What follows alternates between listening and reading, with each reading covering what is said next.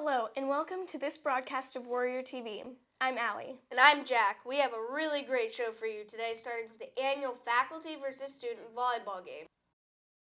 On Friday, October 27th, the A Girls volleyball team took on their toughest competitors yet, their coaches and teachers.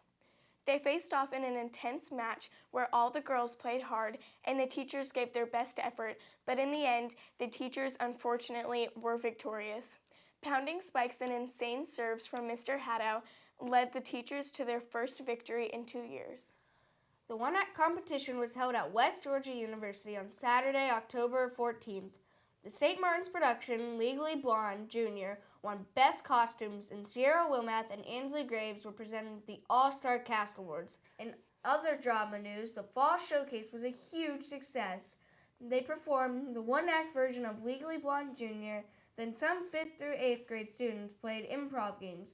Finally, the 7th and 8th grade musical theater classes performed songs from Seussical and Shrek. Look for more from them in their final showcase on December 1st. On October 21st, St. Martin's School and Church held the Fall Festival and Bazaar. Kids rode trains, played in bouncy houses, participated in cakewalks, won prizes at carnival games, made necklaces, and ate Chick-fil-A sandwiches. The highlights of the bazaar included a silent auction, a raffle for a big green egg, and a Christmas shop. There was a fright walk inside the middle school. Overall, everyone had a wonderful time at the Smez Fall Festival this year. Are you curious about the EC fire? Here's Allie, Luli, and Jack S. to tell you more. Hi, I'm Jack. As you may know, this summer, on the 4th of July, the EC building was set on fire. We have footage of a criminal breaking in through this door and setting a fire within the EC building. When the firefighters arrived, they found the animals unresponsive. As it turns out, this was just a self-defense method for when they experience intense heat. We sat down with Dr. Otley, Mrs. Alexander, and Mrs. Beckwith to ask them about how the fire affected St. Martin's and the plans for rebuilding. I got here, I had some information, but we immediately got together, prayed for what transpired, and that's when I knew that we were, that I was part of the community and that we were getting ready to put a team together that will help the early childhood building be rebuilt. My initial thoughts also at the time, soon thereafter, were that we could rebuild and be up and running by the start of school. Well, little did I know that that's just not the way these things work, and that we needed to go through a process. But before we could go down any particular road and consider any options for early childhood, the fact that the church was so generous with anything we needed, made the decision to take a minute and think about what's right for the children and for the teachers and staff and on Claiborne Hall a lot easier. We were very surprised by the fire, and it was very upsetting. I think we've come a long way since July 4th. We are now talking to architects that built the middle school, and there's some plans already in place that we are looking at, and so we're moving forward. The children that were affected were the beginner 3-year-olds and the pre-K 4-year-olds, and also one kindergarten class. So the beginners and the pre-K classes are in the church building, and they're very settled and have great classrooms down there with lots of toys and materials. And the kindergarten classroom is now in what was the religion room, so it's in Lower Young Hall. How many animals were hurt or killed in the fire? None of them. It's a miracle, thanks to all the firefighters who got them out. What of the lab still remains after the fire? The walls and the windows. Everything else has been removed. My immediate reaction was to get to the science lab to help with all the animals, and I was in shock too. But the firefighters helped me get all the animals out, and I just went into action and got them all set up at my house, which is where they spent the rest of the summer. And the fact that we were unable to then rebuild in the exact same way that we had the building for the amount of money that they thought we would get from the insurance company has really propelled us into thinking about not just what Claiborne Hall could look like immediately after the fire, but what would it look like long term. Best option was, in fact, if we needed additional space, to go down. And so what we're gonna create is 2 levels, a lower level and an upper level, that will house classrooms, a multi-use space in the bottom, a lunchroom. The upper level will include an expanded science lab, an art room, and an innovation space, all interconnected. And the ability for kids to play in and outside. Everybody's excited about what can happen. There'll be a theme that connects the largest entry point in the school with the oldest students in the school, and so it'll be a lovely way to anchor on campus with this same type of design there, and matching what we've got here. If everything works out, shovels will be in the ground at the end of January, and the construction process will start. St. Martin's would like to thank the entire school and church communities for their patience with this process. Together we will get through this and be even better off than before. The 8th grade have been looking into future high schools for the next chapter of their life. For most of them, boarding school hasn't even crossed their mind. On October 25th, the 8th graders were introduced to a number of boarding schools in and out of Atlanta area. Some were all girls, all boys, or co-ed schools, so students had a wide variety to choose from. Parents of students were also invited to join their children in asking questions at the individual schools' booths. On October 11th, the 5th grade and the 7th grade had a buddy event.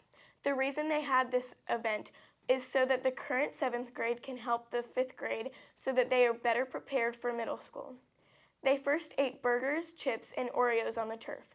Then they went out into the green field and played team bonding games. They played a game where they could not talk and they had to get in order of their birthdays. Then they played Duck, Duck, Goose. And that played a game with everyone standing around someone and they had to push them around without dropping them. They all had a fun time and they can't wait to do it again. The elementary school and the early childhood have one more chapel this year. Here is Jack S. and Jane to tell us more. Chapels are a very important part of school here at St. Martin's. This year, some changes were made to our own chapel offerings. We sat down with Mother Taylor, Miss Breed, and Miss Ludvigson to find out more about the new services and why the change was made. It was a combination of a lot of factors, but it really started in the student vestry.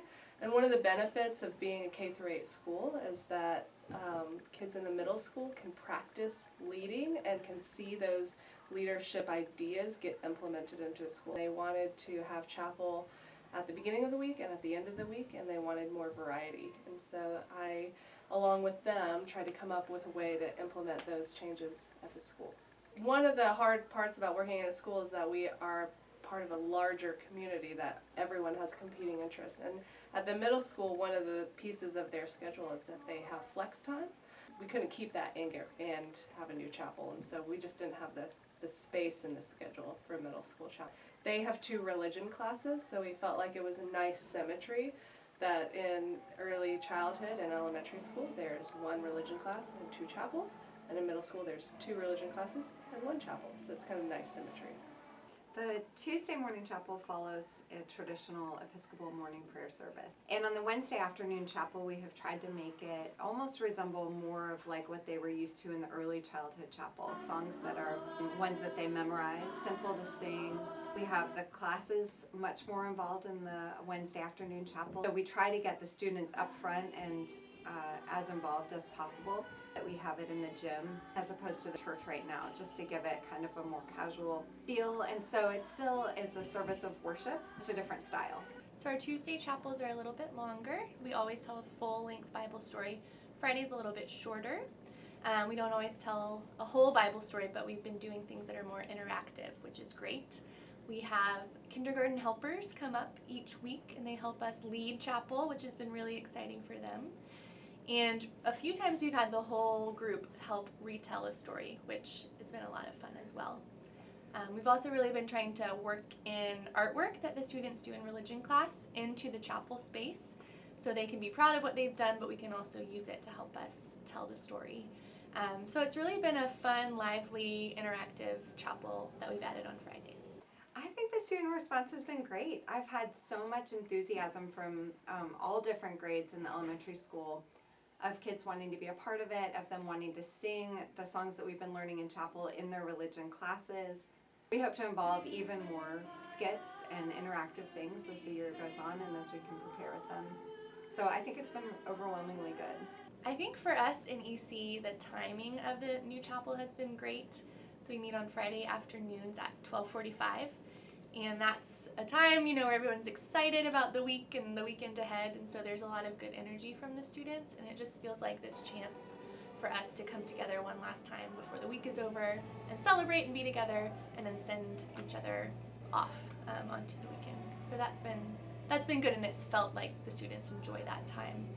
My hope for these chapels is that we can get to know God more and that we can experience who God wants us to be within the larger community, and also that our Episcopal identity can become more and more visible. We'll all share the same common language, and we'll have more time to worship, which is where we come together as a community and where we come and meet God and celebrate as a community.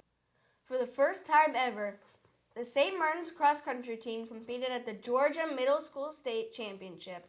The event included over 100 schools from across the state and nearly 2,000 runners.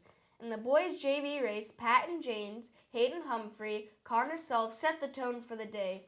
Hayden ran hard and placed 10th overall with a 2-mile time of 13:43. Connor pushed the pace and finished third with a time of 13:08. Isabel Halkos was the lone warrior in the JV girls race. She ran extremely hard and made everyone wearing Warrior Red proud. Alex Norris, Annie Quinn, Stella Jane Eskew, Caroline Cozio, Reese Butler, Noelle Broughton, and Claire Gannon represented St. Martin's in the girls' championship race. Out of all the schools represented in the medium division, our girls finished 12th. Great job, great work, girls. Truman Thompson, Grant Gaffney, Benjamin Nordstrom, Will McLaren, Edward Hires, Quinn O'Connor, and Bryant Lisenby ran for the boys in their championship race. Grant Gaffney ran a great 2-mile and finished 14th in our division with a time of 12:26. Truman Thompson finished 4th in the medium division with a blistering 11:49 time. Thanks to the overall effort of the team, the boys finished the day 3rd in the state, besting fellow independent schools like Blessed Trinity, Woodward, and Marist. Congratulations to all the runners. Great work. For the first time in 5 years, the A-Girls volleyball team won the MAC championship, going into the tournament with the number 2 seed, but they were ready to bring home the trophy. The Warriors beat Galloway 2-1 in the semifinals. Then they played the number 1 seed, Sandy Springs, who was the only team that they haven't beaten at the conference play. St. Martin's won the first game 25-21, and they took no prisoners in the final game, winning 25-11. Congratulations on an amazing season. Whose house?